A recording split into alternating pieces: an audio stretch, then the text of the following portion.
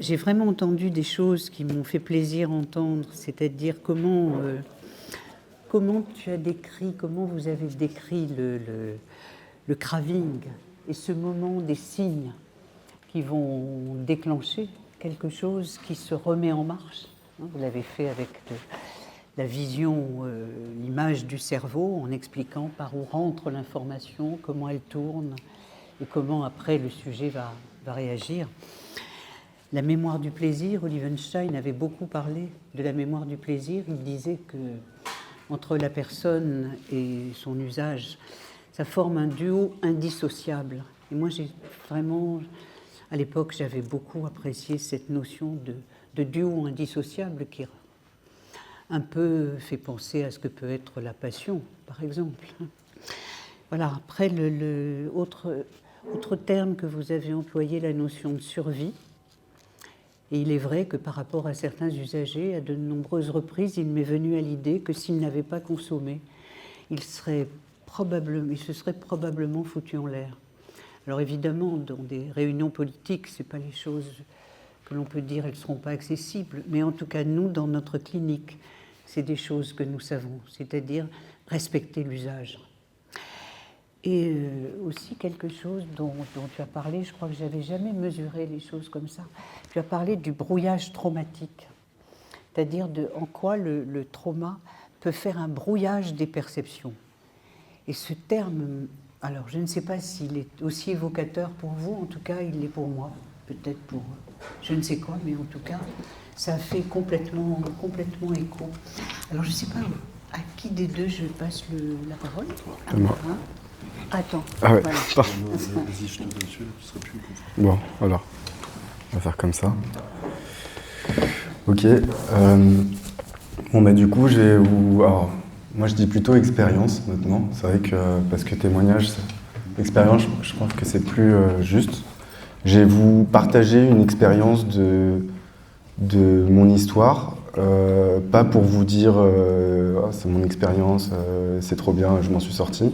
Mais vraiment pour essayer de venir souligner des principes qui ont fonctionné, en tout cas pour moi, des postures, des éléments, voilà. Et pour mettre en perspective l'idée d'un processus long sur des années, même sur l'échelle d'une vie. Voilà, c'est ça l'idée.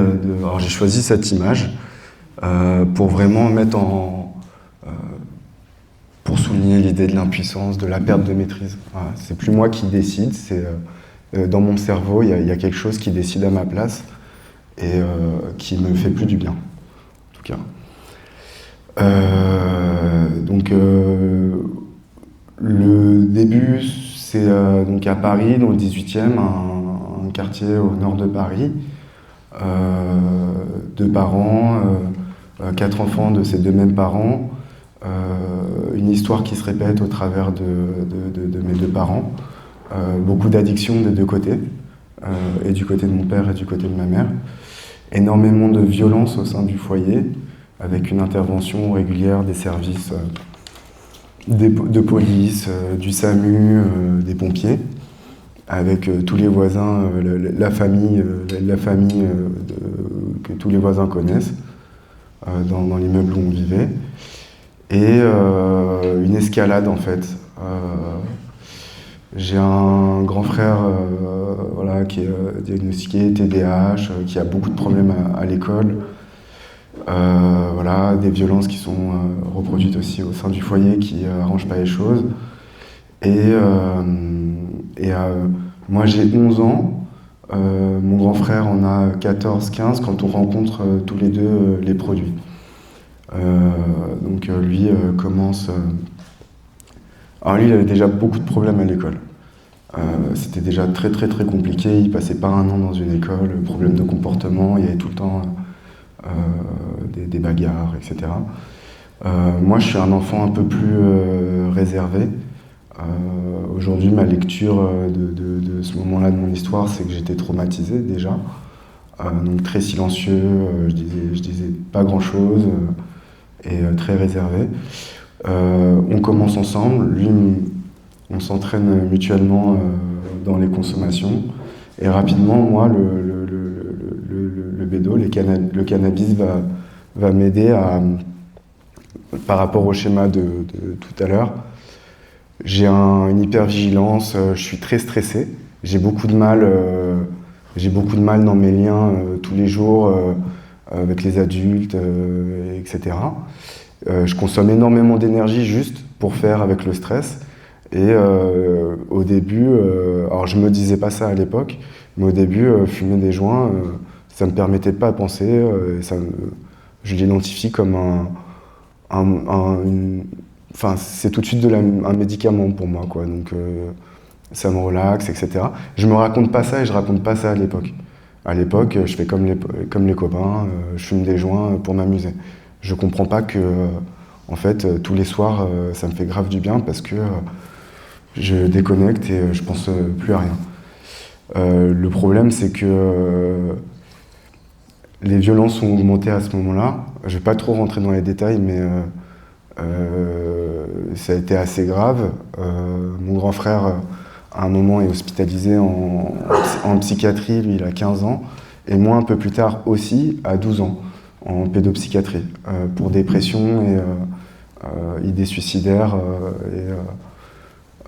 Voilà, avec une consommation massive, je fais un coma éthylique, etc. Et peu de temps après, je suis hospitalisé en pédopsychiatrie pour addiction et symptômes dépressifs. Ça me permet de faire le pont. Donc, je suis pris en charge en pédopsychiatrie vers 12 ans par en CJC. Donc, si, c'était déjà une CJC à l'époque. Donc, consultation jeunes consommateurs. Je rencontre une pédopsychiatre géniale. Enfin, bon, aujourd'hui, avec le recul, je me rends compte de cette relation, de la nature de cette relation. Elle, la posture qu'elle a adoptée à l'époque, elle a conscience des violences au sein de la famille. Il y a déjà des mesures aussi de l'aide sociale à l'enfance, avec un jugement. Mon grand frère, plus tard, qui sera placé en foyer, etc. Moi, j'ai déjà fait un coma éthylique et tout, donc elle mesure la gravité de la situation et les enjeux.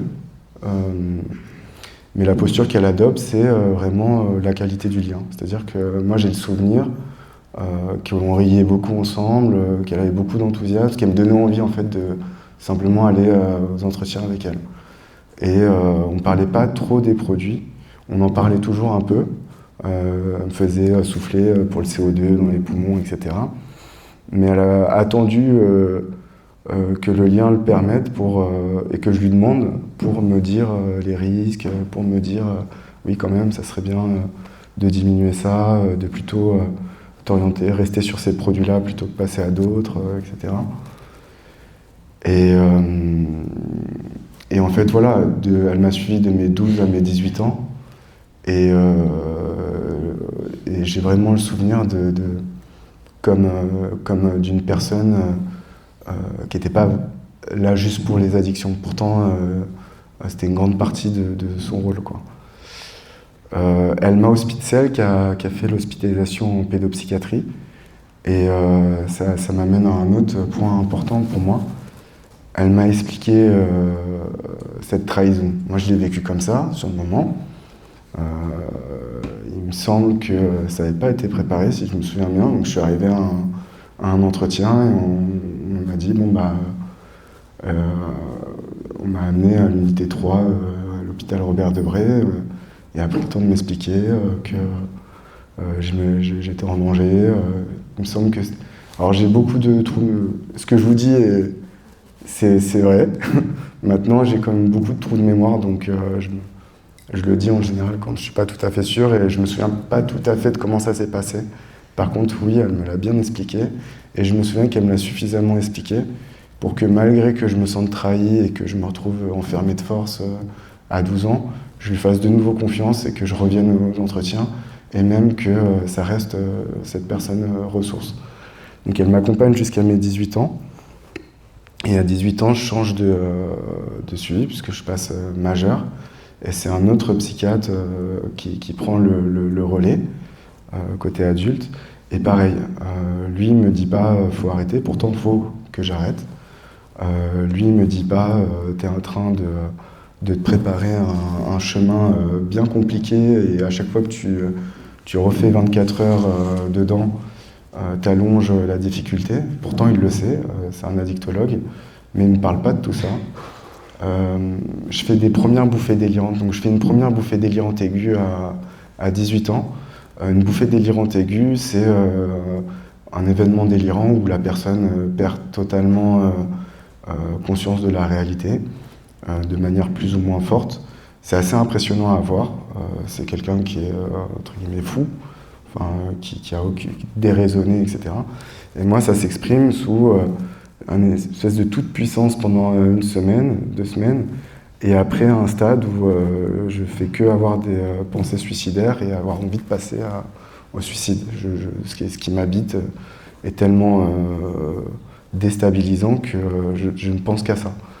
Et donc je fais cette première bouffée délirante à 18 ans, et le psychiatre et mes parents font l'HDT, l'hospitalisation à demande d'un tierce, nouvelle hospitalisation forcée à 18 ans. Et voilà, c'est déclenché aussi par les produits. Donc c'est aussi les produits qui déclenchent cette première bouffée délirante. Et mon psychiatre, à l'époque, en fait, ça me permet aussi de répondre un peu aux questions de tout à l'heure. Il y a mon déni et il y a le déni du professionnel. La réalité, c'est que de toute façon, je vais consommer. Est-ce que le professionnel va nier cette réalité ou est-ce qu'il va l'accepter et on va faire avec? Je vais reconsommer. Je ne suis pas prêt, j'y arrive pas. J'ai pas la disponibilité psychique pour comprendre ce qui m'arrive. J'ai pas la disponibilité psychique tout de suite. J'ai pas encore fait ce chemin de comprendre la cause et les conséquences qui en découlent.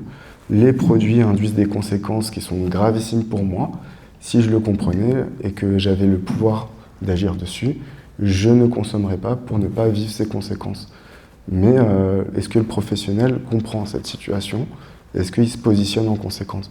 Et à mon sens, à mon opinion, cette pédopsychiatre et ce psychiatre ont compris cette ambivalence, ont compris ma temporalité, et voilà, il m'a accompagné. À un moment, j'ai demandé, je crois que c'était à la deuxième bouffée délirante, ce qui les provoquait.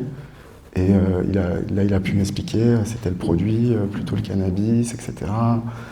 Le LSD, tous les produits qui induisent. Ça, il faut vraiment que tu arrives à les éviter. Et j'ai commencé à viser des produits qui ne déclenchaient pas les bouffées délirantes. Et il m'accompagnait. Et j'avais du mal à aller au rendez-vous, parce que voilà, des fois j'étais trop défoncé, j'avais pas envie, j'avais d'autres choses à faire. Mais j'avais pas peur d'y aller. Des fois j'avais peur, mais il s'est positionné comme une personne disponible et dont c'était pas le moins compliqué possible pour moi de le solliciter. Et c'est ce qui a fait que jusqu'à aujourd'hui, je l'ai sollicité. Et j'ai eu une troisième bouffée délirante à 22 ans, donc en 2018. Et là, à l'hôpital, on m'a diagnostiqué une psychose. Donc ça s'était chronicisé, une psychose pharmaco-induite. Et en gros, on m'a dit, là, t'as grillé toutes tes cartouches, si tu continues, autant qu'on te garde ici et que tu sortes plus jamais, quoi. Donc j'ai eu très peur, j'ai été hospitalisé 3 mois, et à ce moment-là, j'ai fait OK, j'arrête. J'arrête les produits, j'ai trop peur de ce que je vis, j'ai l'impression que ça va jamais se terminer. Et quand je suis sorti, j'étais accompagné toujours avec mon psychiatre tout du long. Tous mes amis de conso, tout ça, il y avait plus grand monde. Et j'avais, comme beaucoup des dépendants, des personnes addictes que vous suivez, j'avais plus grand chose de sain dans ma vie. Pas d'école, voilà, j'avais surtout beaucoup de problèmes en fait. Et un peu dans tous les domaines de ma vie. Et ça me permettra aussi de faire le pont tout à l'heure sur ça. J'avais vraiment toutes les raisons de continuer, quoi. Et de continuer l'autodestruction. J'avais rien pour m'accrocher et me dire j'ai des raisons d'arrêter, j'ai des raisons de croire en la vie. J'avais que des raisons, et souvent que des raisons de continuer. Et souvent, d'expérience, maintenant que c'est aussi, je travaille beaucoup avec des dépendants, enfin des personnes qui ont des troubles d'usage, régulièrement, en fin de parcours, les personnes ont très peu de choses sur lesquelles s'accrocher, quoi. Et avoir de l'espoir et de la force et de la motivation et des raisons de ne pas y retourner. À ce moment-là, après le diagnostic, je me dis je vais voir mon psychiatre et je vais le voir et je lui dis ça parce que la qualité fait que j'ai confiance en lui, la qualité du lien. Je me sens pas stigmatisé, je me sens pas moralisé. C'est pas lui, il a toujours adopté la posture, c'est une maladie, c'est pas une déficience morale, c'est pas un choix, c'est pas une histoire de volonté. Ça me renvoyait pas.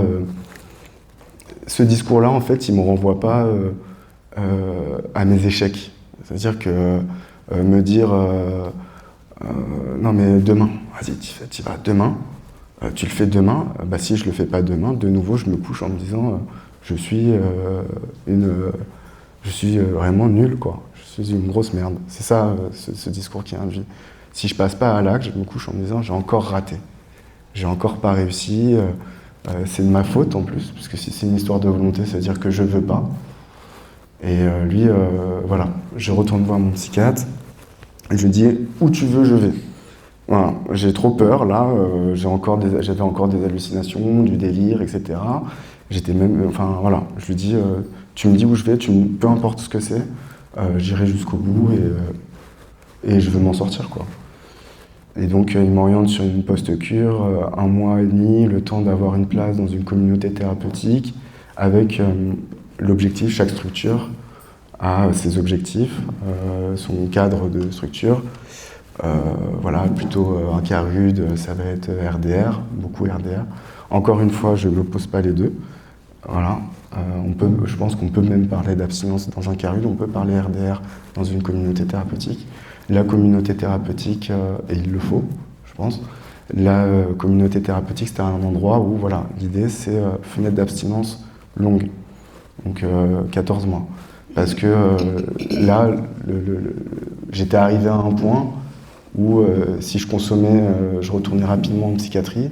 Et en plus, c'était important avec tous les diagnostics qu'on m'avait posés, qu'il y ait une fenêtre d'abstinence pour faire le tri et commencer à tirer un fil là où c'est possible. Et donc je vais dans cette communauté thérapeutique et c'est là-bas qu'on lève le déni. J'ai beaucoup plus de disponibilité psychique, il n'y a plus les produits. Donc j'ai fait la cure, j'arrive là-bas, j'ai plus les produits. C'est plus facile, c'est toujours très difficile de me lever, etc. Mais je suis présent dans les groupes de parole. On peut commencer à déblayer. Moi, je peux lâcher un peu les émotions, adopter de nouvelles stratégies face aux expériences où la stratégie avant c'était le produit. J'ai peur d'être avec les autres. Bah, je peux expérimenter de nouvelles stratégies. On arrive à la fin de se prendre ça. Je ne vais pas anticiper sur la suite, mais voilà. Ce qui rejoint ces deux postures professionnelles, ça a été le cas aussi. J'ai été en foyer thérapeutique, les éducateurs étaient beaucoup comme ça, en MEX ou en foyer thérapeutique, je ne me souviens plus du nom, mais en tout cas, les éducateurs avaient énormément cette posture j'ai en face de moi un enfant qui consomme, déjà, un adolescent qui consomme, c'est un peu commun, quoi. C'est un peu l'âge, mais en plus, il y a une réalité qui est là. Il va continuer de consommer, il n'est pas prêt. Est-ce que je rentre en guerre contre lui en prenant le risque que le jour, pour répondre à votre question, le jour où il arrive une grosse bêtise, il a consommé, il n'ose pas venir me voir parce que je suis le méchant flic. Il faut un méchant flic. Il faut des personnes qui viennent, qui disent il y a le cadre. Mais il faut aussi des personnes qui puissent dire ok, tu n'avais pas le droit, tu l'as fait, mais tu sais qu'avec moi tu peux en parler. Surtout les personnes du soin. Je ne peux pas avoir un addictologue à qui je ne dis pas mes consommations. Si je n'arrive pas à dire à mon addictologue j'ai consommé tant aujourd'hui, il y a un gros problème. Pour moi, il y a un gros problème. Donc l'addictologue, ça doit être les personnes qui accompagnent les personnes qui sont dépendantes, ça doit être un endroit où je dois être capable de dire j'ai consommé tant, etc. Sinon, je sais pas, je me casse le pied et je dis j'ai mal à l'épaule, bon, on va difficilement soigner mon pied. Ou je me fais une fracture au tibia et je dis non, je suis tombé, il n'y a rien, c'est pas grand-chose. C'est pareil. Si je vais chez un addictologue, il me dit oui, tu consommes combien tous les jours? Je lui dis je fume 2 pétards dans la journée alors que j'ai pris une multitude de produits. On va difficilement aller quelque part ensemble, quoi. Et cette posture, c'est la posture qu'ont eu ces 2 professionnels. Et je finirai là-dessus. Merci. L'idée, c'est que vous puissiez réagir. On a taillé un peu pendant la pause avec Marin comment on allait faire. Voilà, donc tu reprends ton souffle parce que c'est un moment un peu compliqué. Mais je vais faire un commentaire à la con pour que tu reprennes ton souffle. Et puis après, on est là pour répondre à vos questions jusqu'à la fin. Et on illustrera par les diapositives qu'on a préparées qui normalement devraient recouper vos questions. Mais pour prendre le fil que tu avais tiré en me regardant, parce qu'on en a parlé dans la préparation, qu'est-ce qu'il y a là-dedans? Il y a d'abord quelque chose qui est un concept qu'on oublie souvent, qui est l'environnement. L'environnement protecteur. Si je suis en situation de stress, je ne peux pas réfléchir, c'est les circuits automatiques. Si je suis dans un environnement qui me protège, alors il varie, c'est tantôt l'hospitalisation d'office, c'est tantôt l'AMEX, c'est tantôt la communauté thérapeutique, mais c'est un environnement où les personnes peuvent comprendre mon comportement, tolérer mon comportement en y fixant des règles. Les règles de l'AMEC ne sont pas les mêmes que les règles de la communauté thérapeutique, qui ne sont pas les règles que de tel autre foyer. Voilà. Mais l'environnement protecteur, le respect de mon comportement, si j'en suis là, je m'intéresse à toi là où tu en es, et pas là où je voudrais que tu en sois.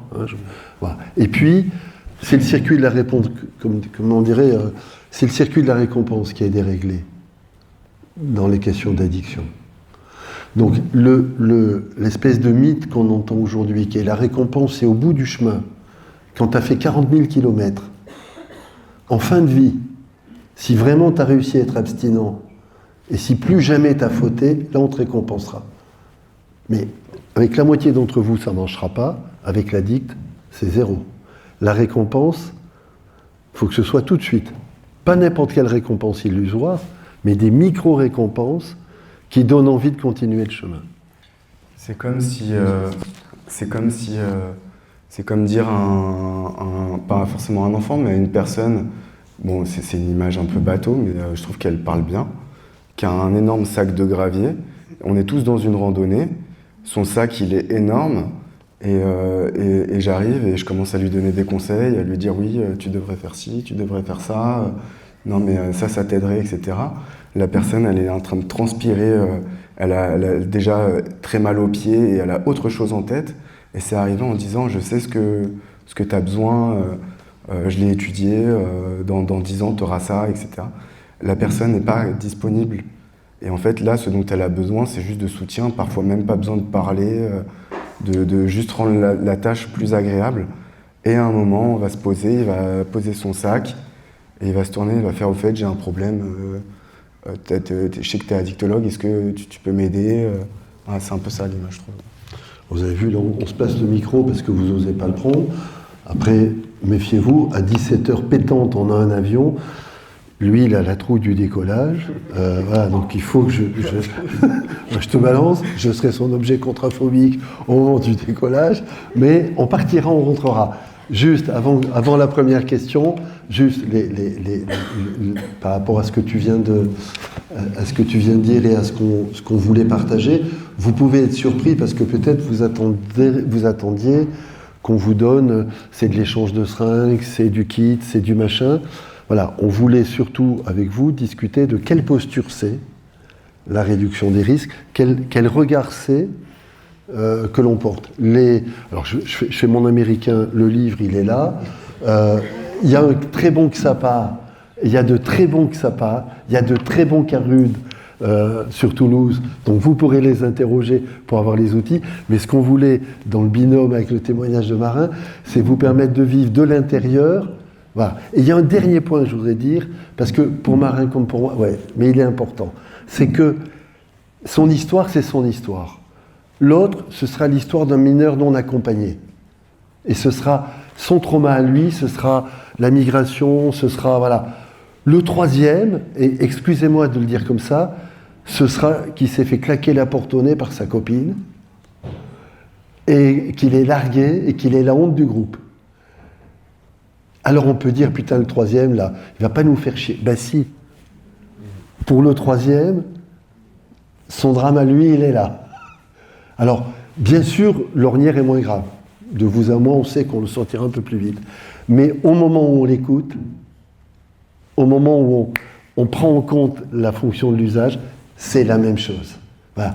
Parce que pour certains ados de 14-15 ans, la claque qu'on prend dans la première relation amoureuse et la honte et la stigmatisation que ça prend, c'est tout aussi important, même si après, il se rendra compte que ça ne l'était pas. Voilà, c'est juste ce point-là, parce qu'il y a une espèce de piège. Marin sait pourquoi je dis ça. Parfois, on peut dire à certains addicts, oui, mais toi, tu as le droit de l'être, addict, vu ce que tu as vécu. L'autre à côté, c'est un branleur, il n'a pas le droit de l'être. C'est pas comme ça qu'on raisonne. C'est pas moi, c'est lui. Et souvent, même, quand on s'intéresse à l'histoire même entre guillemets, la petite mamie qui va prendre ses médicaments tous les jours, qui a une addiction qui paraît... mais dans ces histoires, il y a des... quand on s'intéresse aux univers des... Je vais parler de mon expérience. Aujourd'hui, j'anime des groupes avec les mineurs non accompagnés, avec des jeunes de l'aide sociale à l'enfance. Aussi, j'ai vu des adultes sortant de prison en CTR, en centre thérapeutique résidentiel. Et en fait, quand j'arrive à passer les barrières, les freins, mineurs non accompagnés, ça c'est grâce à un ami qui est père aidant aussi, qui a un parcours de migration avec polyaddiction, puis prison, etc. C'est lui qui m'a beaucoup aidé à comprendre ça.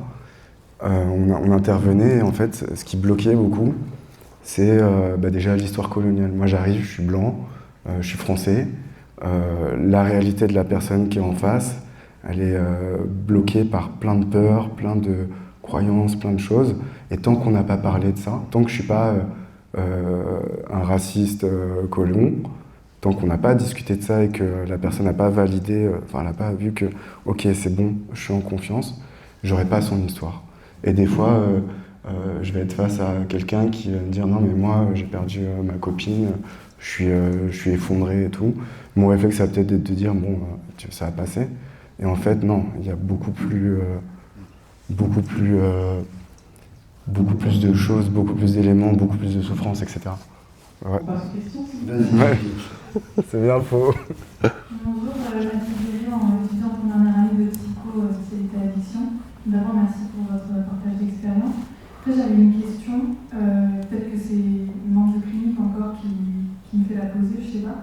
Je me posais la question de comment justement gérer et trouver l'équilibre un petit peu entre le fait de rester disponible en tant que soignant et aussi le fait de prévenir des risques potentiellement peut-être trop graves, comme a pu faire par exemple votre psychiatre. Voilà, parce qu'en fait, on nous enseigne un petit peu la fonction de soignant, mais là, vous parlez aussi du fait de rester dispo pour la personne quand elle en a besoin. Est-ce que oui, c'est le fait en fait que l'inquiétude de je connais les risques qui peuvent passer pour cette personne, est-ce que c'est pertinent de lui dire quand même les risques les plus graves, ça peut être ça? Ou est-ce que vraiment il vaut mieux attendre que la personne vienne à nous, même si ça peut être entre guillemets trop tard peut-être à un moment dans notre conception? Ouais. Mais rapidement. Je ne peux pas te le donner. T'inquiète. Rapidement, déjà, j'imagine qu'elle en a parlé en équipe, elle avait une équipe dans son service, donc c'est des décisions prises à plusieurs. Et quand je parle de disponibilité, c'est vraiment, moi, si j'arrive en entretien, ce qui est important pour moi quand j'ai 15-16 ans, alors que je ne le vois pas, mais il y a une énorme épée Damoclès au-dessus de la tête, la pédopsychiatre le voit. Mais là, m'en parler tout de suite, ça va me faire sortir de la consultation. La priorité, c'est parler du petit truc qui se passe pour moi. Tant que le lien est là, et c'est ça pour moi, se rendre disponible. Et après, on va parler de l'épée Damoclès. De toute façon, elle est là et va falloir en parler. Si l'épée Damoclès est en train de tomber et qu'il faut gérer l'urgence, on gère l'urgence. Donc ça va d'abord être l'hospitalisation, la mesure, le placement, je ne sais pas. Et on va gérer l'urgence. C'est vraiment cette posture pragmatique. C'est ça. Hein. Pour compléter et rapidement, oui, c'est une décision qui ne devrait jamais se prendre seule, surtout quand on est jeune professionnel. Oui, un gros objectif du travail, c'est la réceptivité dans l'état d'esprit de la personne, dans le cerveau de la personne à qui on parle. Donc l'objectif numéro 1, c'est de la mettre en situation de confiance, la mettre dans un environnement protecteur, la mettre dans une ambiance protectrice pour que la réceptivité vienne. Et quand la réceptivité vient, on peut commencer à faire un inventaire rapide des grands risques qu'elle a. Et le témoignage que Marin a donné, c'est comment à ce moment-là, c'est entendu. Voilà. C'est pas miraculeux, voilà. Mais ça se porte en équipe, on travaille la réceptivité. Et bien sûr, notre job, du côté des professionnels, c'est d'énoncer les risques objectifs parce qu'on a une connaissance de ces risques et c'est notre job de les donner et ce n'est pas jugeant de les donner.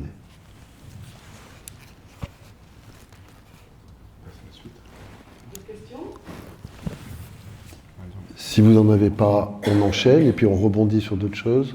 C'est bon ? Alors, juste rapidement, celle-ci, je vous la détaille pas, mais juste, ça permet de retrouver les grandes fonctions. Hein.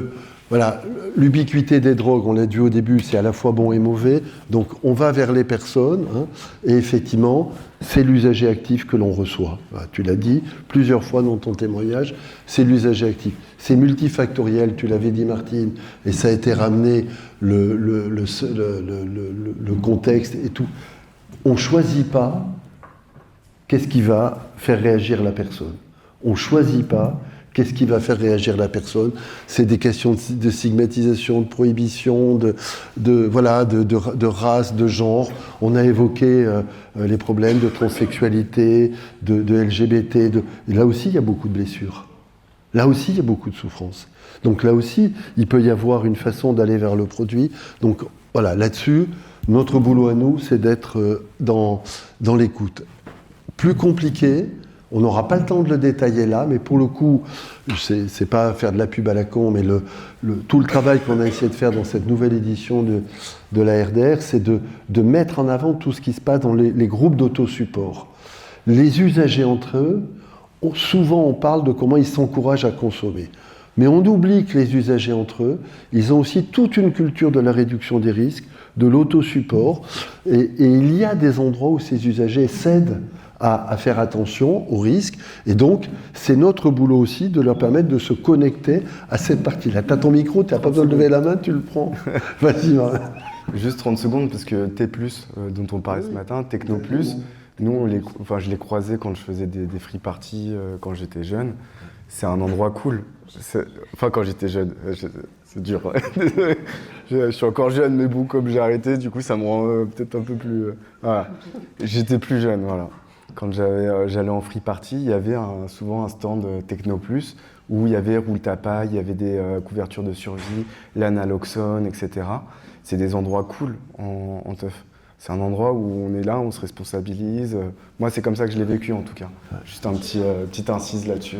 Ouais, non, mais c'est exactement ça. C'est-à-dire que oui, c'est un chill-out, oui, on s'y repose, oui, on est bien, mais oui, du coup, on récupère, alors c'est là-dessus que je voulais insister, on récupère de l'empowerment, on récupère du pouvoir d'agir. Le but, quand même, c'est que la personne récupère son contrôle elle-même. C'est pas que juste elle récupère le contrôle qu'on lui met autour. Il y a un moment où il faut qu'on mette nous le contrôle autour. Mais l'objectif final, c'est qu'elle puisse récupérer le contrôle elle-même. Donc, ce sont ces documents. Et pour terminer là-dessus, oui, il y a un apparent décalage. On avait commencé entre la santé publique, l'approche thérapeutique. Voilà. Mais ne tombons pas dans ce piège. Voilà. Non, quand on aide quelqu'un à se droguer, on n'est pas un négateur de la santé publique, on est quelqu'un qui fait ce boulot d'accompagnement et il est nécessaire. Et la dernière chose, parce que je crois maintenant je vais te repasser la parole et tu vas le montrer. Ce qu'on voulait montrer, c'est que la RDR, c'est pas du miel pour piéger la personne et la faire accéder aux soins. Voilà. S'il y a cette intentionnalité, ça ne marchera pas. Il ne faut pas prendre les gens pour des cons. Et si, au moment où ils pensent que vous les accompagnez en réduction des risques, ils sentent une autre intentionnalité, ça va activer quelque chose où ils me diront « mais pour qui tu me prends ?» À l'inverse, n'ayons pas de crainte, la RDR n'empêche pas d'accéder aux soins et n'empêche pas de rentrer dans un processus de psychothérapie. C'est-à-dire que, voilà, et au contraire, le fait d'avoir repris son équilibre et de s'être reposé va permettre de rentrer. Simplement, la psychothérapie, c'est pas un miracle. C'est pas 10 secondes, c'est pas une goutte d'eau qu'on rajoute, c'est un parcours et tu vas en dire quelques mots et on aura réussi à retomber sur nos pattes et ce sera pas si mal que ça. On part Sur oui. Sur toi. Je Ok. saute. Oui. Tchou, tchou, tchou, et voilà. Bah, déjà, bon, ouais, on a. Bah, je vais parler un peu de. Prends ton temps. De la. Merci. Voilà. Je vais parler un peu de la communauté thérapeutique. Je reviens un petit peu en arrière. Je reviens en arrière, c'est bien. Comme ça, on prend un peu de temps là-dessus. Voilà. Communauté thérapeutique d'Aubervilliers, donc le modèle Minnesota, inspiré des groupes d'entraide, narcotiques anonymes, alcooliques anonymes, etc. Le rétablissement des drogues par la paire aidance, avec la paire aidance. Je rencontre un professionnel qui a arrêté, voilà, il y en a 3 sur la structure, qui ont 20 ans d'abstinence, pour le coup. Et à ce moment-là, j'ai une vision de ce que peut ressembler le parcours d'une personne qui a arrêté. Ce que j'avais jamais vu. Voilà. À part à la télé, je sais pas, les expériences qu'on peut voir dans les films où on voit quelqu'un qui a arrêté. Mais là, physiquement, j'ai la réalité d'un addict qui a arrêté les drogues. Et en fait, à ce moment-là, moi, mes représentations, c'est horrible d'arrêter les drogues. Moi, comment je vais faire? J'ai 23 ans, j'ai pas du tout envie d'arrêter. J'ai envie de m'amuser, c'est hyper chiant. J'ai vraiment des représentations qui me donnent pas du tout envie d'arrêter. Et en plus, comme là, à ce moment-là de ma vie, je sors de psychiatrie. J'ai une dose de cheval en injection pour être sûr que je prenne mon traitement antipsychotique. J'arrive même pas à lire 2 lignes dans un livre. J'ai vraiment pas envie d'arrêter les drogues, quoi. Mais là, je vois ce professionnel qui a 20 ans clean, qui est tatoué de partout, qui est hyper drôle, qui est hyper rock'n'roll. Et je me dis, si je dois être clean, si je dois arrêter, je veux ce qu'il a lui. Et il va servir d'idéal pendant plusieurs mois. Maintenant, je veux pas quelque chose d'autre, je veux qui je suis moi. Mais pendant un moment, ça m'a donné de l'espoir. Ce petit pont sur la paire aidance, parce qu'à ce moment-là, c'est un père aidant que j'ai en face de moi, c'est une personne concernée qui partage son expérience. Et donc tout le long, dans les groupes de parole, je vais traverser des phases où je vais lever le déni sur mes consommations, comprendre l'implication des symptômes psychotiques, des rechutes, bouffées délirants, des interprétations et des phénomènes délirants, et l'obsession, l'impuissance face aux produits, le fait que quand je commence, je ne sais pas m'arrêter. Tout ça dans les groupes de parole, avec l'expérience, même au sein du groupe, des plus anciens dans la structure même, ceux qui ont déjà un an de parcours, d'autres qui reviennent 3 à 4 ans après, qui sont sortis de la structure, qui ont repris une vie, et ça me sert tout du long déjà d'entretenir l'espoir que je puisse y arriver, de me donner une idée de ce à quoi peut ressembler ma vie et ce à quoi je vais être confronté aussi, le temps que je gagne en force, en autonomie, en compréhension, etc. Après, j'ai travaillé le psychotraumatisme. Après, j'ai été en thérapie et j'ai compris que tous les événements traumatisants que j'avais eus dans mon enfance avaient fragilisé mon psychique, m'avaient potentiellement accompagné dans la polyaddiction et également les phénomènes de déclencheurs. Voilà, j'ai compris qu'il y avait des déclencheurs qui provoquaient un stress impressionnant qui me traversaient et que la réponse que j'avais adoptée, c'était la consommation de produits. Et tout ça, c'est au long de cette thérapie. C'est ce qui m'a donné envie, plus tard. Je l'ai fait en fait au début, la paire aidance, pour mon rétablissement. C'est-à-dire que même d'aider, ça faisait partie de la culture de cette structure de soins, que d'aider les personnes qui arrivent par les groupes de parole, etc., l'expérience, le partage d'expérience, et de retransmettre quelque part. Et c'était un exercice qui, moi aussi, m'aidait à me valoriser, à me rendre compte aussi que j'avais réussi à rester abstinent un certain temps. Et c'est une sorte de travail, en fait. C'est une sorte d'étude. Ouais.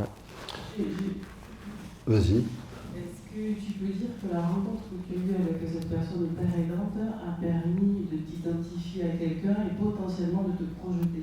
Oui, c'est ça. C'est complètement ça. Au moment où j'en avais vraiment le plus besoin. Et dans un environnement protecteur, c'est ça, qui le rendait possible. Et on va faire très vite parce qu'on est en fin de journée, mais par exemple, la logique d'un chez-soi d'abord, c'est ça aussi. C'est ça aussi. C'est-à-dire, c'est pas dans la rue, quand tu es dans la merde, stressé, ainsi de suite, que tu vas pouvoir te projeter en avant. C'est parce qu'on va te mettre dans un environnement qui va te respecter, qui va te permettre de te regarder comme quelqu'un de respectable, et donc de dire, et vous me permettrez, étant président de l'association, de dire que les communautés thérapeutiques, moi à l'époque j'étais président de la Fédération Addiction, je me suis battu pour les faire rouvrir, il n'y avait pas beaucoup de monde qui voulait les ouvrir, c'était Didier Gell qui en avait envie. Il n'y a pas beaucoup de monde qui voulait les ouvrir parce qu'à Toulouse, on était bien placé pour savoir ce que c'était, parce que ça s'était terminé dans le scandale du patriarche et qu'on avait voulu à la place des personnes. Les communautés thérapeutiques aujourd'hui, c'est un environnement protecteur qui permet à la personne d'avoir envie, elle, à son rythme à elle. Voilà. Mais un chez-soi, c'est la même chose pour moi. Si on raisonne en termes de réduction des risques, c'est de mettre la personne dans un endroit où elle peut prendre le risque, cette fois, de baisser un peu la protection qu'elle avait, illusoire qu'elle avait avec le produit, pour que les émotions sortent, pour que les problèmes sortent, et pour qu'elle se dise, est-ce qu'on pourrait faire autrement? Voilà. Mais si vous ne mettez pas la personne dans une condition comme ça, et vous contentez de lui dire, maintenant il faut que tu changes, c'est même pas une faute professionnelle, c'est dégueulasse. Voilà, vous perpétrez, on perpétue quelque chose qui dysfonctionne. Voilà. Donc je pense que c'est ça qui est intéressant dans la trajectoire. Après, la tienne, on a l'habitude d'en parler, elle passe par là, d'autres, ils vont passer par autre chose. Moi, souvent, quand on avait le temps, je donne un exemple d'une patiente qui a fait un premier parcours, puis qui arrête, puis qui revient 3-4 ans plus tard et qui dit « Maintenant que je me suis mis moi-même dans un environnement protecteur parce que j'ai réussi tel truc, je me suis un peu resocialisé et tout, je veux bien faire l'autre partie du parcours. » Voilà. La temporalité et l'environnement protecteur. Tu veux... Ouais. Voilà. Alors là, c'était une diapositive qu'on ne commentera pas plus, mais juste, voilà, il y a des outils, hein, on a parlé de systémique, il y a des outils qui sont intéressants aussi du côté des TCC, des thérapies cognitivo-comportementales, et qui permettent de casser et de gérer, de développer un certain nombre de compétences. Hein, voilà, c'est un livre qui est abordable, même si vous n'êtes pas une spécialiste, vous n'allez pas vous transformer en psychothérapeute TCC, mais ça peut vous intéresser de voir, et ça permet de gérer ces fameuses petites séquences où on pourrait rechuter, reconsommer, se faire piéger, ainsi de suite. Après, pareil, localement, vous avez un certain nombre de personnes qui répondront à vos questions et qui auront ces compétences. Attention, c'est la troisième question, je note. Est-ce que vous appelez les cognitions dangereuses? Alors, qu'est-ce qu'on appelle les cognitions dangereuses? C'est des représentations que la personne a et qui sont des fausses représentations. Voilà, elle a construit un raisonnement qui va la faire tomber dans le piège dans lequel elle ne veut pas tomber. Ce qui est liste, c'est ça. Je ne peux pas te le développer en détail, mais l'idée, c'est ça. Et donc, dans le dialogue avec la personne, tu lui permets, et on va faire un certain nombre d'exercices, de mise en situation, pour dire que cette représentation qu'elle s'est mise, cette connaissance qu'elle a, ce mode de raisonnement qu'elle a, les cognitions, ce mode de raisonnement, c'est un piège qui lui est tendu. Et souvent, ce piège, il est hérité de l'ornière, des fonctionnements, de quelque chose dans lequel elle est complètement dedans et qu'elle ne peut pas voir toute seule. Et donc c'est une aide que tu lui apportes de dire ok, encore une fois tu ne vas pas juger, tu dis ok tu fonctionnes comme ça, mais regarde petit à petit, et dans une, deux séances, tu lui permets de dire je vois ce que vous voulez dire. Tu vois, tu vas pas lui, mais tu lui permets de se dégager de là où elle était en train de s'enfermer dans un raisonnement qui ne fonctionnait que comme ça, parce que petit à petit, elle ne percevait plus et elle n'avait plus un certain nombre d'autres éléments. Voilà. Dans le temps court qu'on a, et pour respecter la promesse faite d'avoir des réponses très courtes. D'autres questions ? À toi, pour terminer. Okay. Tu veux te mettre là pour... Non, je les passe bien. Hein. Donc, moi, j'ai choisi cette image, c'est la première fois. D'habitude, je parle pas de... Tu veux bouger ? Ouais. Ok. Bah, j'ai choisi cette image. C'est la première fois, d'habitude, je fais un peu... je mets une image bateau et je parle un peu du rétablissement. Mais je trouve que cette image, elle est pas mal, je connaissais pas. Ça serait l'escalier le plus long du monde. Voilà, donc l'escalier du Nizen, donc, en Suisse. 11 674 marches, 2362 mètres d'altitude, soit environ 7 fois la Tour Eiffel. Moi, je savais pas, je connaissais pas, mais du coup, il y a des sportifs il y a une course sur cet escalier qui est assez long, et il y a une course, voilà, avec des records et tout ça. Et j'aime bien cette image, voilà, ça ressemble à ça. Donc c'est très très long. Et juste avant. Ça fait envie, non ? Voilà, c'est ça. Et juste, voilà, quand vous êtes ici, on va dire qu'ici vous êtes en bas. Bon, on voit pas le bout, hein. Je pense que vous avez remarqué, on voit pas le bout tout en haut. Bah, c'est un peu ça, les addictions. Quand on est tout en bas, on voit pas le bout. Donc il y a plein de fois où on va, je sais pas, m'hospitaliser en urgence, où je vais faire une cure après une overdose. Je parle un peu d'autres expériences que les miennes aussi. Voilà, un accident de voiture, une peine de prison. Voilà, je viens d'avoir une peine de prison à cause d'un accident de voiture à cause de l'alcool, je suis alcoolique, etc. Et j'arrive de temps en temps en bas, je fais il y a le parcours de soins, donc ça c'est le parcours de soins. Je suis en bas, je regarde en haut, je fais et je retourne consommer. C'est un peu ça, le début du parcours, et c'est plusieurs fois on passe, des fois on monte un peu. C'est ma lecture du truc. Et le rétablissement, je le vois comme ça. Et cet escalier, il est infini, il est à l'échelle d'une vie. Il y a plein de choses que j'ai résolues aujourd'hui. Voilà, j'ai repris des études, il y a plein de choses que j'étais... voilà, j'ai un logement, j'ai des liens beaucoup plus sains, etc. Mais je reste toujours sur cet escalier. Je suis dépendant, je sais que j'ai ça dans ma tête qui fait que je consomme une fois, je ne saurais pas m'arrêter. Je l'ai suffisamment essayé, je sais que c'est pas pour moi. Une fois c'est trop, 1000 fois ça ne sera jamais suffisant. Et donc je suis sur cet escalier. Là aujourd'hui, j'ai pas d'obsession. Quand j'ai peur, quand je suis émotionnellement très éprouvé, mon réflexe c'est pas d'aller consommer, c'est plus mon réflexe. Mais d'expérience, parce que j'ai plein d'amis qui sont... Je parle des addictions très engagées. Je sais qu'il y a des personnes qui vont pouvoir modérer leur consommation, il va y avoir d'autres... voilà, il y a différents parcours. Les personnes que j'ai autour de moi et qui ont arrêté les produits, souvent c'est vraiment une fois et après on ne sait pas quand on s'arrête. Et donc là... il y a un passage sur prendre le temps d'apprécier la vue. J'utilise cette image pour parler de la valorisation. Moi, aujourd'hui, mon temps d'abstinence, c'est un moyen de me rappeler que je l'ai fait, quoi. Et de me rappeler que je l'ai fait, c'est me donner la motivation de continuer. Si je ne le fais pas, je me couche en me disant peut-être demain, j'y arriverai pas. Et au début, c'était 24 heures après 24 heures. C'est aussi valider... au tout début du parcours, il y a vraiment pour moi, le pire, et vraiment sans parler d'abstinence, même parcours gestion des consommations. On va dire que je suis dans une structure où on parle de gestion des consommations.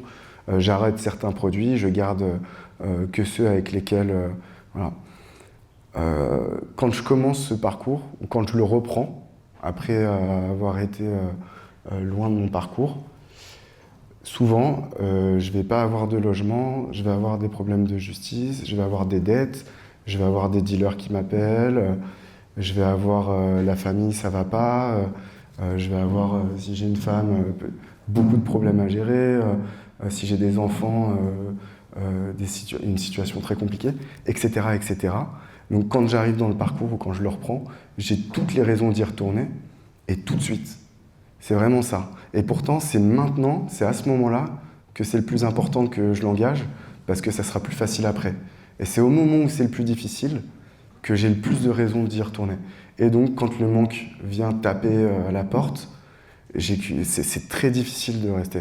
Et pourtant, d'expérience, que ce soit la mienne ou celle des amis que j'ai aujourd'hui, une fois qu'un an est passé, 1 an et demi, déjà il y a le manque physique qui a disparu, les obsessions qui sont moins présentes, et en plus, bon, j'ai réussi à le faire 1 an et demi, je peux continuer. Et c'est vraiment cette image. Là, à ce moment-là, si je regarde en arrière, je me dis, j'ai déjà fait du chemin, j'ai déjà fait tout ça. Voilà, j'ai déjà monté tout cet escalier-là, bon, je peux continuer. Au tout début, si je fais ça, je suis en bas de l'escalier, je regarde, je fais « Ah ouais, je suis au début, comment je vais faire ?» Et si je regarde, je dis « Ah non, quelle horreur !»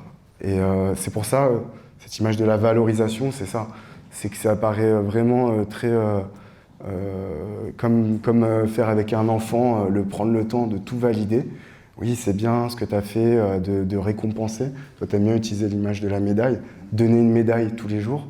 Mais en fait, il en faut, parce que c'est les seules médailles que je vais avoir, moi, pour avoir la motivation de continuer. Donc, ouais. J'ai pas une passion de la médaille, hein, c'est parce que la dernière formation où on était, on passait devant un couloir où il y avait un administratif qui avait sur son bureau, sur la porte vitrée de son bureau, une sorte de colonne de général soviétique de la belle époque ou de coréen avec des médailles partout. Voilà, donc je lui avais dit, il y a des personnes, ils adorent se mettre des médailles à chaque réussite. Mais l'idée, c'est les micro-récompenses. Voilà. Pourquoi l'addict, sous prétexte qu'il n'aurait pas droit aux micro-récompenses? Et un exemple qu'on partage, moi ça m'avait marqué, un groupe de travail avec des Canadiens, quelqu'un qui buvait 50 verres, je ne sais plus combien, c'est de la quantité d'alcool sur une période. Et il arrive 15 jours après, il dit « je vais mieux, j'en bois 40 ».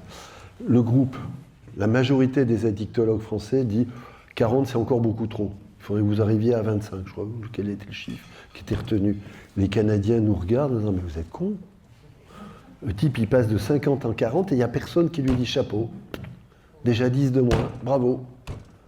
Il faut continuer, on va faire une pause si tu veux. Voilà. La réduction des risques, c'est aussi accepter que la personne aille à son rythme. Et donc, qu'est-ce que je te donne comme sécurité? Qu'est-ce que tu as besoin? Est-ce que ça va? Fatigué, tu veux prendre ton souffle? Tu veux faire une pause? Fais une pause, regarde le paysage, regarde, tu en as déjà 10 de moins. Le sac sur le dos est moins lourd. Voilà, hein, c'est quelque chose. Et l'autre point, je peux passer à la diapositive d'après, l'autre point, vous le voyez souvent quand vous travaillez, alors je ne sais pas si les collègues, peut-être n'ont pas pu rester, les collègues de pédopsychiatrie, mais souvent l'entourage, il arrive en disant, je l'accompagne et faites en sorte que ce soit vite résolu, le problème, vite résolu. Alors moi, ma réponse, c'est vite résolu, c'est la drogue. C'est ça. Le seul truc qui répond vite, c'est la drogue. Donc si vous voulez que son problème de drogue soit vite résolu, allez voir un autre dealer, un autre qui donnera un autre produit. Il y aura d'autres risques, donc on repartira peut-être à zéro, mais vite résolu, c'est pas éducatif. Vite résolu, c'est pas thérapeutique. Voilà. Sur ton image, vite résolu, c'est ça. Ouais. Mais il n'a pas monté l'escalier. On l'a monté en haut de l'escalier. Il y a un funiculaire pour cet escalier. Mais pour le parcours d'une personne addict, vous vous doutez bien, c'est pas... Il m'arrive de le prendre, hein, comme tout le monde. Hein. Il n'y a pas de code triche. Le code triche, c'était la drogue. Voilà, j'ai peur, j'utilise l'alcool, j'ai plus peur. Hop, ça marche. Voilà. De moins en moins longtemps et dans différentes conditions, mais ça marchait au début en tout cas. Voilà, le rétablissement, il n'y a pas de funiculaire, personne ne le fait à notre place. J'ai fait un stage dans une clinique en Suisse où il y a des multimillionnaires et tout ça, en tant que professionnel. et en tant que professionnel qui a un parcours des addictions, avec fenêtre d'abstinence, etc., ils avaient beau être multimillionnaires, ils ne pouvaient pas acheter ce que j'ai. Voilà. On ne peut pas acheter l'arrêt des drogues, on ne peut pas acheter d'arrêter comme ça. Ça ne s'achète pas en fait. Et ils étaient dans cette clinique, avec tous les millions qu'ils avaient, ils pouvaient acheter plein de choses, mais ça, ils ne pouvaient pas l'acheter. Alors, puisqu'on parle d'argent, je te passe la parole et qu'on approche de la fin, c'est l'occasion de faire quelque chose que légalement on est obligé de faire, mais qu'on n'a pas fait. Nous n'avons aucun lien d'intérêt avec l'industrie du tourisme suisse à déclarer. Toute la publicité qui vient d'être faite pour la Suisse n'a pas pour but de concurrencer les Pyrénées, d'abord. Ici, ce serait de mauvais goût. Et ensuite, ni Marin ni moi ne sont gratifiés par l'industrie touristique suisse. Notre déclaration d'intérêt est à votre disposition si vous voulez vérifier. Voilà. Vas-y. J'envisage aussi la réduction des risques comme un moment où la personne n'a pas forcément envie d'arrêter, mais de diminuer ses consommations ou les envisager autrement. Et qu'à ce moment-là, nous, professionnels, on est aussi là pour les accompagner et accompagner l'entourage pour leur expliquer ce qui se passe. Exactement, d'où l'histoire des paliers, c'est-à-dire, et d'où la première question qui a été posée quand on vous a dit on en parlera. L'objectif, c'est pas de rendre obligatoire la perspective d'arriver à l'abstinence.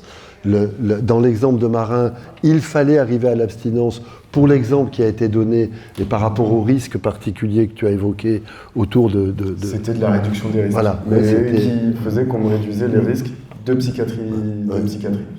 Voilà, hein. Mais bien évidemment, si la personne veut s'arrêter, et on pourrait décliner hein, les exemples.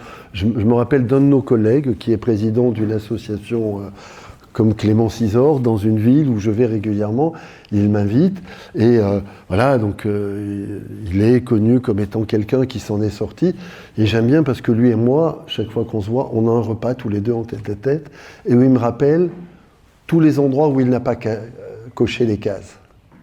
Tout ce qu'il n'est toujours pas capable de faire et qu'il ne fera jamais, parce que s'il les fait, il perdra son équilibre à lui. Il n'a pas à l'avouer aux autres, il n'a pas à le dire, mais voilà, il me dit, ça je ne ferai jamais, ça je ne ferai jamais. Par exemple, avoir des enfants, par exemple, vivre en couple, j'y arriverai pas. Voilà, je vous donne juste un petit truc. Alors les gens s'interrogent sur pourquoi, bon, je leur dis je suis un nounours solitaire et tout, mais je sais qu'effectivement la machine n'est pas réparée et je ne saurais pas gérer ces choses-là. Donc j'en ai fait l'expérience, ces choses-là. Les interactions que ça demanderait d'avoir en termes d'émotions, je l'ai fait une fois, ça m'a fait rechuter, je l'ai fait 2 fois, ça m'a fait rechuter. Mon rétablissement s'arrêtera là. C'est pas l'abstinence, c'est je tiens compte de ce que je suis et de ce que je peux faire et de ce que je ne peux pas faire. Voilà, je dirais l'abstinence comme moyen et plutôt que comme objectif. C'était un chef de service de la communauté thérapeutique où j'étais qui dit ça souvent. C'est pas un objectif, c'est un moyen. Après, ça sera peut-être un objectif, mais là tout de suite c'est un moyen. On va se servir de l'abstinence pour faire le tri, te poser des questions, l'expérimenter, voir ce que c'est, etc. Je trouve que c'est une belle façon de l'aborder. Je fais juste un tout petit passage sur la présentation.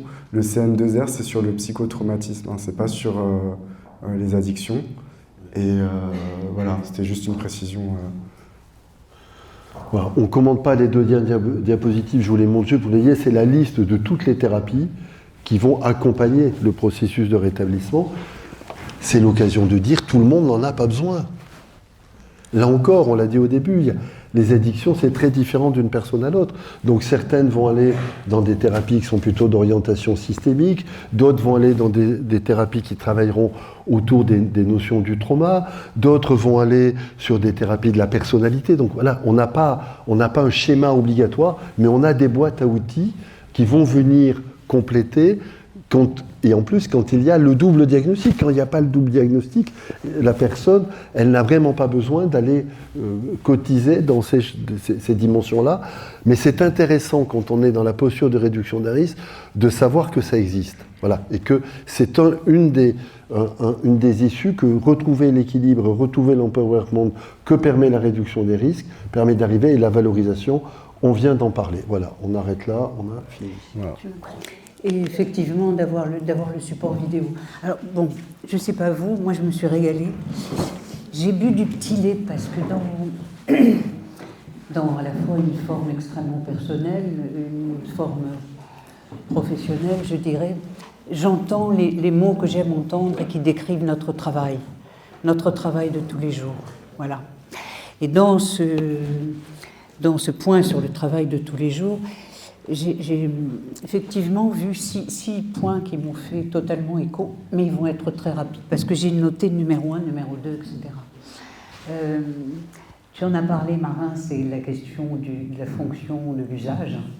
Et tu as dit, et vraiment merci pour ça, tu as raconté à quoi te servait l'usage, cette fonction de l'usage, et le respect que nous devons avoir sur cette fonction de l'usage. Ça, c'est le premier point.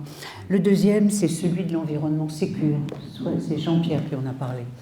Et je crois que quels que soient les lieux où nous intervenons, je dis bien quels qu'ils soient, addicto, pas addicto, nous avons une obligation, c'est de rendre ces lieux sécures. C'est une obligation. Mais je dis bien quels que soient les lieux. Sécure, c'est pas que la sécurité des portes et des fenêtres, d'accord ? C'est que la personne dans ce lieu, elle ne se sent pas mise en danger par le regard de l'autre. Et elle peut se poser. C'est le deuxième point que j'ai vraiment adoré. Le troisième, c'est le terme des stratégies de changement. Voilà, stratégie de changement, c'est-à-dire comment on fait un pas de côté. Tu l'as très bien dit. Comment on fait un pas de côté. C'est pas tant arrêter la drogue, c'est plutôt regarder quelque chose d'autre qui devient intéressant. Et ça, c'est un travail en prévention qui a été beaucoup explicité par un Canadien qui s'appelle Prochaska. Vous regarderez voilà, les stratégies de changement sur la prévention. En prévention et effectivement aussi en réduction des risques. Le quatrième point, c'est les objectifs courts dont vous avez parlé tous les deux. Alors, quand on a commencé à bosser en réduction des risques, je répète, on ne savait rien. Oui. On savait juste qu'on avait envie de les accueillir. Et ça, c'est déjà important. Mais pour le coup, les Nord-Européens, qui avaient déjà la réduction des risques inscrite dans leur stratégie d'accompagnement, ils donnaient un mot qui s'appelait « step by step ».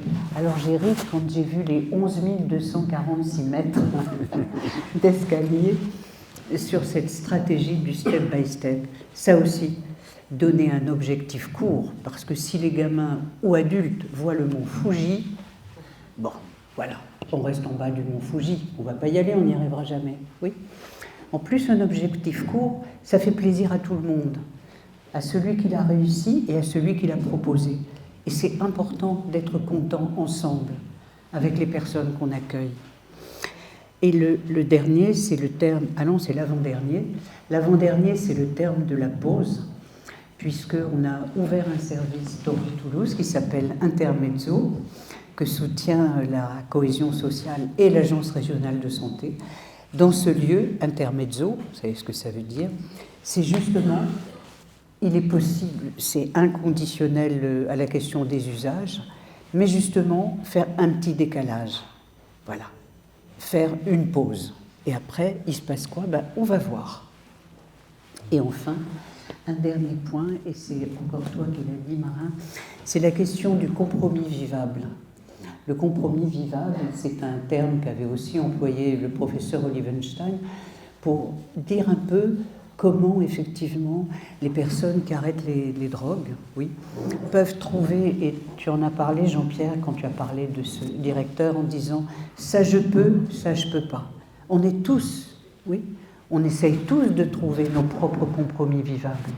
Pour les usagers, c'est un peu voilà, ce qui est possible et ce qui n'est pas. Voilà. En tout cas, merci. Je ne sais pas s'il y a encore des questions. On aurait envie de rester avec vous beaucoup de temps. Je vois le regard de Sabine. Je sais qu'il va falloir que je dise un truc. Alors, c'est marqué là. En gros, ça serait gentil de photographier le QR code. Bon.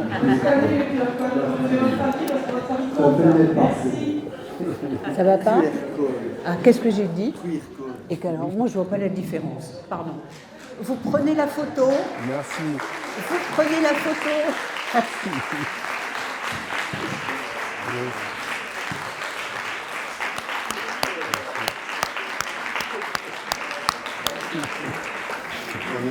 Mille merci à tous les deux, mille merci à vous et à la prochaine plateforme qui aura lieu donc au mois de juin sur le protoxyde d'azote, je crois. Voilà, on ne consomme pas. Merci encore à tous les deux. Merci.